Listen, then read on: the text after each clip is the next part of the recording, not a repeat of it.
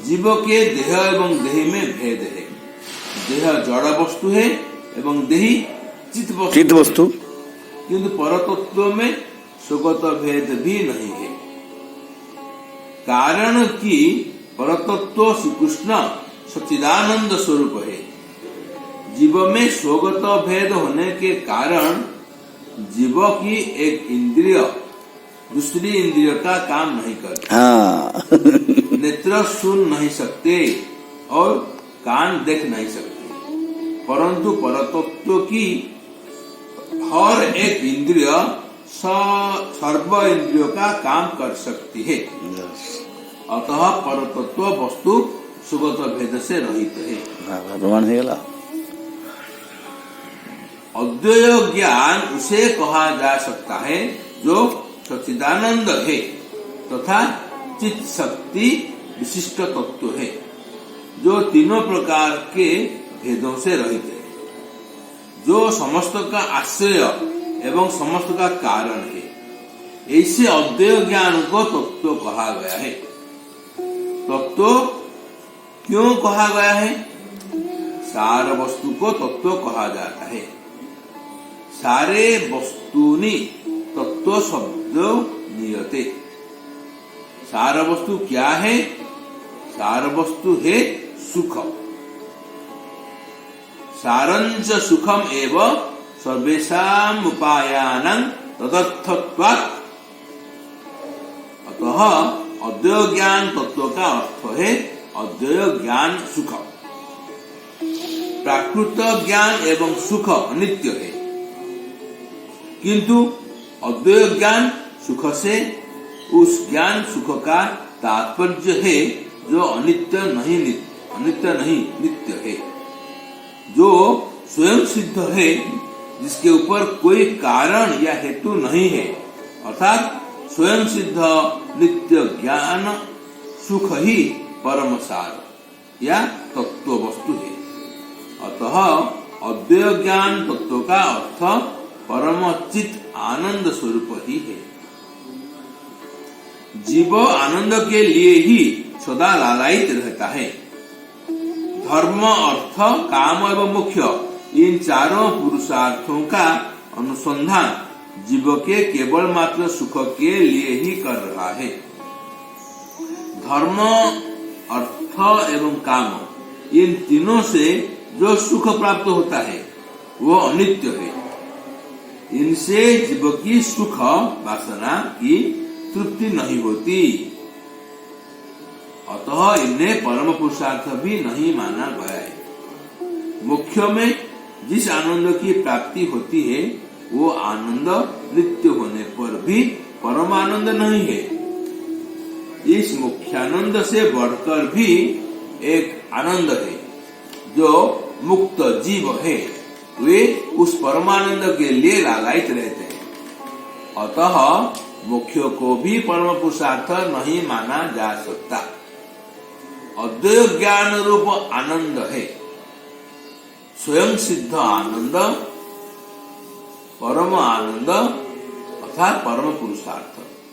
वो ही परम पुरुषार्थ ही साक्षात भाव से अथवा परंपरा भाव से जीव के पुरुषार्थ का द्योतक है।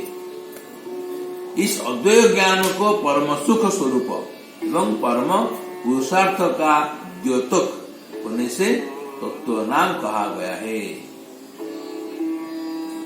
वो अद्वय ज्ञान तत्व क्या वस्तु है? यह पहले कहा जा चुका है कि अद्वय ज्ञान तत्व में अनेक शक्तियां हैं।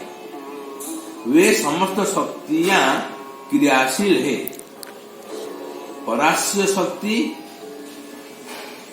शक्ति विविधैव श्रूयते स्वाभाविकी ज्ञान बल क्रिया च, अथवा किसी स्थल पर वे क्रियाहीना भी हो सकती है। जहाँ वे शक्तियां क्रियाहीन है वहाँ वे नित्य ही क्रियाहीना है, और जहाँ वे क्रियाशीला है वहाँ वे नित्य क्रियाशीला है। कारण कि अनादि स्वयं सिद्ध वस्तु के समस्त धर्म नित्य हुआ करते हैं। अब जहाँ ज्ञान तत्व की शक्ति चित्त शक्ति क्रियाहीन है, वहाँ क्या अवस्था हो सकती है?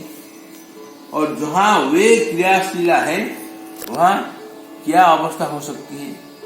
इस बात की विवेचना करने से पता लगता है कि शक्ति की क्रिया के बिना कोई वस्तु भी विशेषत्व प्राप्त नहीं कर सकती।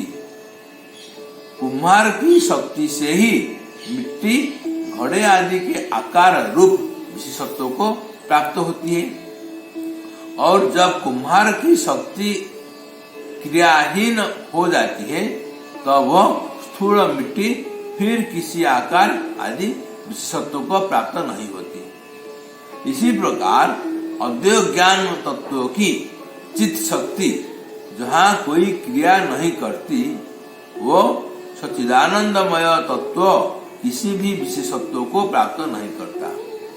अतः उसे वहाँ निर्विशेष एवं निराकार ब्रह्म कहा जाता है।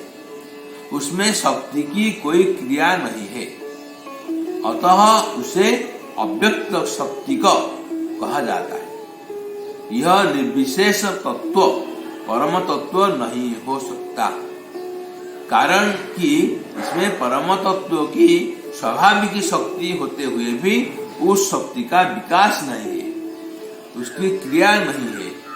इस अपूर्णता के कारण उसे पूर्ण तत्व या परम तत्व नहीं माना जा सकता, किंतु वह स्वरूप पूर्ण तत्व न होकर भी नित्य है, विभु है। जहाँ सच्चिदानंद तत्व की स्वाभाविक शक्ति क्रियाशीला है, वहाँ उस शक्ति के प्रभाव से विशेषत्व को प्राप्त होता है, अर्थात आकाश आदि को धारण करता है। उस स्वरूप को सविशेष या साकार कहा जाता है। उस सविशेष या साकार स्वरूप में भी यदि समस्त शक्तियां पूर्णतम रूप से विकसित हो, तभी उसे पूर्णतम तत्व परम तत्व कहा जा सकता है। तब ही उस स्वरूप को अद्वैय ज्ञान तत्व कहा जा सकता है, जब उसमें सच्चित तथा चित्त शक्ति का पूर्णतम विकास हो। निर्विशेष स्वरूप को अद्वैय ज्ञान तत्व नहीं कहा जा सकता, क्योंकि उसमें अद्वैय ज्ञान तत्व की स्वाभाविक शक्ति का विकास ही नहीं है, उसमें तत्व का आंशिक विकास मात्र है। अतः निर्विशेष स्वरूप या निर्विशेष निराकार ब्रह्म को अद्वैय ज्ञान तत्व का अंश ही कहा जाता है। बृहताद् बृहणत्वाच्च ब्रह्म परमं विदुः, विष्णु पुराण। जो स्वयं बृहत है एवं जो अपनी शक्ति क्रिया द्वारा दूसरे को बड़ा कर सकता है, उसे परम ब्रह्म कहते हैं। इस प्रमाण से भी यह स्पष्ट पता लगता है कि जिसमें शक्ति विकास की पूर्णता नहीं, उस स्वरूप को परब्रह्म परतत्व या अद्वैय ज्ञान तत्व नहीं कहा जा सकता है। यहाँ एक शंका उठ सकती है कि चित्त शक्ति की क्रिया के फलस्वरूप ही जब सविशेष स्वरूप का उद्भव होता है, तब वो सविशेष स्वरूप नहीं कहा जा सकता। वो शक्ति के परतंत्र ही हुआ, और वह अनादि एवं स्वयं सिद्ध भी न रहा, क्योंकि शक्ति क्रिया के पश्चात शक्ति के प्रभाव से उसकी उत्पत्ति या उद्भव कहा गया है। इसका समाधान यह है कि चित्त शक्ति अद्वैय तत्व को छोड़कर पृथक कोई तत्व नहीं, अद्वैय ज्ञान तत्व की ही यह शक्ति है। शक्ति में शक्तिमान का अनुप्रवेश होने से शक्ति एवं शक्तिमान अभेद होते हैं। अतः शक्ति की परतंत्रता में सविशेष स्वरूपों के स्वातंत्र्य की हानि नहीं होती। अतः शक्ति की परतंत्रता में सविशेष स्वरूप के स्वातंत्र्य की हानि नहीं होती और न ही उसके स्वयं सिद्धत्व की हानि होती है। और फिर शक्ति की जिस क्रिया से वो स्वरूप सविशेषत्व को प्राप्त करता है उस क्रिया का भी कोई निर्दिष्ट समय नहीं है, वो अनादि काल से है। वो स्वयं सिद्ध भाव से ही अनादि काल से उस सविशेष स्वरूप में अवस्थान करती है।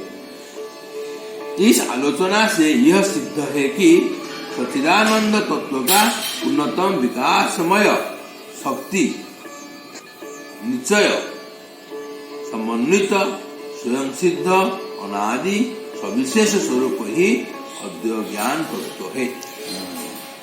वो सविशेष स्वरूप साकार है, ऐसा भी कहा गया है। अब यह देखना है कि वो साकार कैसा है। उस आकार के संबंध में श्रुति कहती है, गोपोवेश नवभ्राभं तरुणं कल्पद्रुमाश्रितम् गोपाल तापनी पूर्व विभाग उपनिषद गोपाल तापनी उपनिषद। दूसरे स्थल पर कहा गया है, सत्पुंडरीक नयनं मेधाभं वैद्युतांबरं द्विभुजं ज्ञान मुद्राढ्यं वनमालिनमीश्वरम्। वो सविशेष रूप गोपवेशधारी है, नव जलधर वर्ण नित्य किशोर कल्प वृक्षाश्रित है एवं सुंदर कमल की तरह उसके नयन है, मेघ वर्ण है उसका, पीताम्बर धारण किए हुए हैं तथा द्विभुज नराकृति है तथा वो वनमाला धारण किए हुए हैं, ऐसा श्रुतियां कहती है।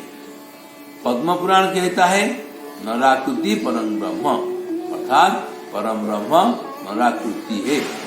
श्रीमद् भागवत कहती है गूढ़ं परम ब्रह्म मनुष्य लिंगम, अर्थात वह परम सार वस्तु पर ब्रह्म मनुष्याकृति है। इन शास्त्र प्रमाणों से यह स्थिर होता है कि पर ब्रह्म गोपवेश है, वो नित्य नवकिशोर है एवं नव जलधर श्याम वर्ण है। पर ब्रह्म के संबंध में श्रुति कहती है रसो वै सह, तैत्तिरीय उपनिषद। परम ब्रह्म रस स्वरूप है। रस शब्द के दो अर्थ है, रस्यते आस्वाद्यते इति रसः, जिसका आस्वादन किया जाए वह रस है, और रसयति आस्वादयति इति रसः, जो आस्वादन करता है वो रस है। देखो दी अर्थ व्यवहार करता है दीटा कहले दुईटा रस ना ना गोटे कहते जी कि आमको रस को आस्वादन कराउचंती आ निजे भी आस्वादन करुचंती ना जी आस्वादन करुचंती। दी प्रकार कहले परा, गोटे आस्वादन कराता है और खुद करता है। अच्छा ठीक। रस्यते आस्वाद्यते हाँ इति रसः, रसः, जिसका आस्वादन किया जाए वो रस है। जिसका जिसका आस्वादन किया जाए तो रस है। ताले हमें बोले हमें रसटा को आस्वादन कले, नहीं जिसका जहां करो रसटा को आस्वादन कर दे, जिसका आस्वादन किया जाता है हाँ वो रस भगवान नहीं। अच्छा रस्यते आस्वाद्यते इति रसः, हाँ जिसका आस्वादन किया जाए वो रस जो रस को आस्वादन करा जाए, जिसका जो जिनिस को आस्वादन करा जाए सेटा होची रस। हाँ जिसका नहीं, हाँ जो जिनिस को आस्वादन करा जाए सेटा होची रस। तापर आ गोटे और रसयति आस्वादयति इति रसः, जो आस्वादन करता है आस्वादन करता है ओ माने गोटे रस आ गोटे जे आस्वादन करूची, दीटा कहूची रस ना। रसो वैसः, रस शब्द के दो अर्थ, ये दोनों अर्थ ही परब्रह्म में प्रयोज्य है।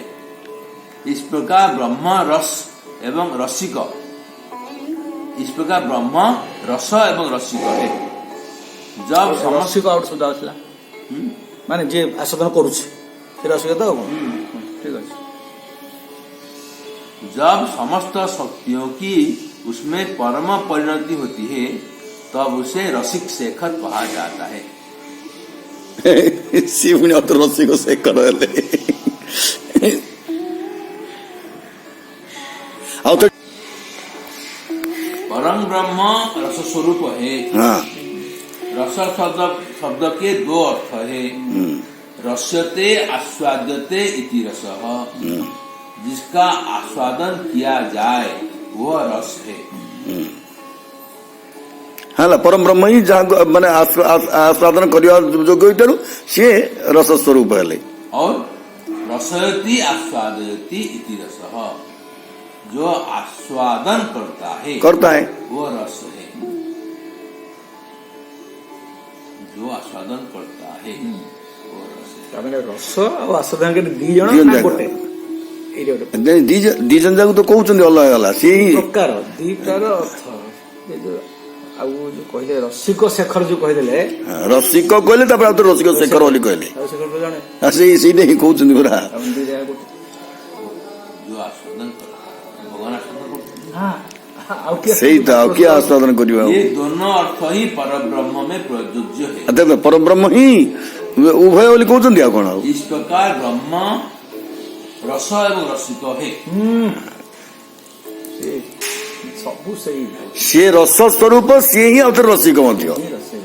ये रस पांडु। ରସକୁ ପାନ କରୁଛନ୍ତି।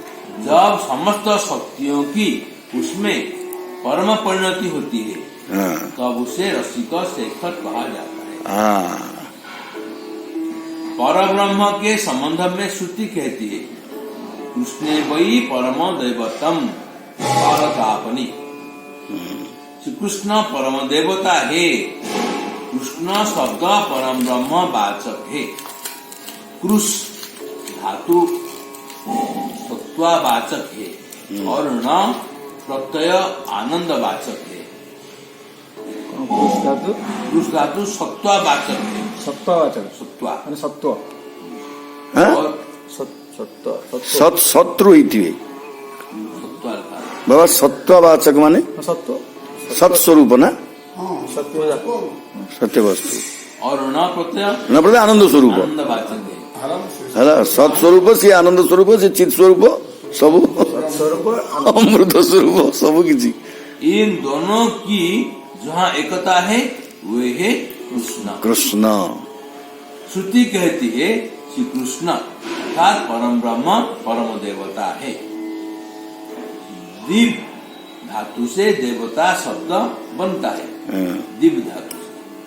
दिव धातु का अर्थ है द्युति तथा क्रीड़ा। ଦ୍ୟୁତି ମାନେ କ୍ରୀଡ଼ା।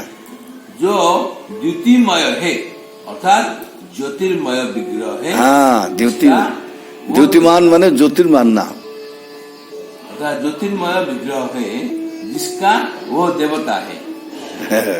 अथवा जो क्रीड़ा ବା लीला करता है वो देवता है। ଦେଖନ୍ତୁ ଦିଟା କହିଲେ ଗୋଟେ ହଉଛନ୍ତି ମାନେ ଜ୍ୟୋତି ସ୍ୱରୂପ ଆଉ ଗୋଟେ କ୍ରୀଡ଼ା ବି କ୍ରୀଡ଼ା ଯେଉଁମାନେ କରନ୍ତି ସେମାନଙ୍କୁ ଦେବ ସ୍ୱରୂପ ଦେବତା ବୋଲି କୁହାଯାଏ ବୋଲି କହିଲେ। अथवा कहले, ଅଥବା जो क्रीड़ा करता है जिसकी द्युति सर्वापेक्षा दीप्तिशाली या व्यापक है वो देवता है। अथवा जिसकी लीला सर्वापेक्षा सकल विषय में सर्वोत्तम है वो परम देवता है। ପରମ ଦେବତା ଦେବତା ଏବଂ ପରମ ଦେବତା। वेदांत सूत्र ହଁ लोकोवत्तु लीला कैवल्यम ଏଇ ତ ବ୍ରହ୍ମସୂତ୍ରର ବାକ୍ୟ ସେ- ଲୋକବତ୍ତୁ ଲୀଳା କୈବଲ୍ୟମ। से भी परब्रह्म की लीला का परिचय मिलता है। अतः गोपवेशधारी नवकिशोर द्विभुज नराकृति परब्रह्म श्री कृष्ण चंद्र ही की परम लीला ज्योतिष्मान है एवं सर्वोत्तम क्रीड़ा परायण भी सिद्ध होते हैं। ଯା- किंतु अकेले रहने में क्रीड़ा या लीला नहीं हो सकती। स एकाकी न रमते मोहपंश। क्रीड़ा के लिए परिकर एवं लीलास्थली का प्रयोजन रहता है। उनकी जब क्रीड़ा अनादि है तो जानना चाहिए कि उनके परिकर तथा धाम आदि भी अनादि है। सारांश यह है कि अनादि काल से परब्रह्म साकार रूप से द्विभुज नराकृति मुरलीधारी श्री कृष्ण स्वरूप से लीला रस का आस्वादन करते हैं। विशेषतः द्विभुज नराकृति मुरलीधारी के साथ साथ ललित विभंगत्व सविशेष परब्रह्म का आकारगत स्वरूप लक्षण है, जो अन्य किसी द्विभुज नराकृति भगवत स्वरूप में घटित नहीं होता। उनके लीला परिकर भी अनादि काल से लीला उपयोगी अनेक अनेक रूप धारण करके परब्रह्म को श्री श्याम सुंदर को लीला रस का आस्वादन कराते हैं। यह समस्त परब्रह्म की चित्त शक्ति की ही क्रिया है। वाह, ये तो बहुत टफ, बहुत टफ, बहुत लंबा। ब्रह्म एवं उनके परिकर आदि विराजमान है, तो एकमेवा द्वितीयम एक एवासी दग्रे अग्रे अहमेवा समेवाग्रे, हमारे छांदोग्य अर्थात सृष्टि से पहले एक में ही था, पहले में ही था इत्यादि इस प्रकार के श्रुति पुराण कथित वाक्यों का फिर क्या अभिप्राय है? उत्तर यह है कि वहाँ अकेला राजा रहता है। जैसे इतना कहने का अभिप्राय यह होता है कि राजा, उसका परिवार, उसकी सेना भी राजा के साथ रहती है।